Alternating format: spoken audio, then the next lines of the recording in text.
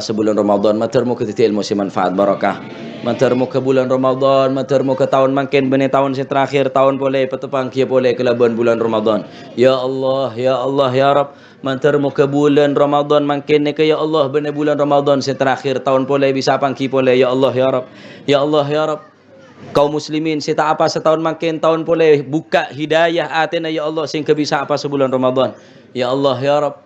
Apa sening tahun makin ya Allah tetiaki pasah sesampurna ya Allah.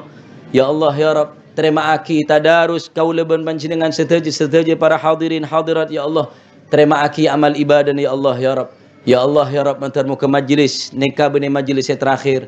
Majlis nikah terus berkaitan, terus berkesinambungan, terus istiqamah ila yaumil qiyamah. Mantarmu kebarokan apolong ben para habaib, apolong nintunya terus apolong sampai ke alam akhirat. Ya Allah ya Rab, ya Allah ya Rab.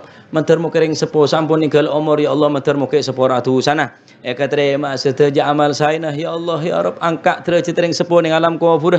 Ya Allah ya Rab, sampai aki kebagusan ni kedering sepo sampun ninggal umur ya Allah ya Rab. Jak sampai aki itu sama maksiat dering sepo ya Allah ya Rab. Seki pada umur tambahan umur sebarakah, sihawal afiah ya Allah ya Rab. Ring sepo se sakit meterpang ke yang penyakit tah. Parina sihawal afiah zahir dan batin ya Allah ya Rab. Metermu ke seteja anak-anak ni ketetikin anak-anak salihin salihat, muti'in muti'at, qurratu 'ain li sayyidil bariyat. Amin amin ya rabbal alamin. Amin amin ya rabbal alamin. Wa sallallahu ala sayyidina Muhammad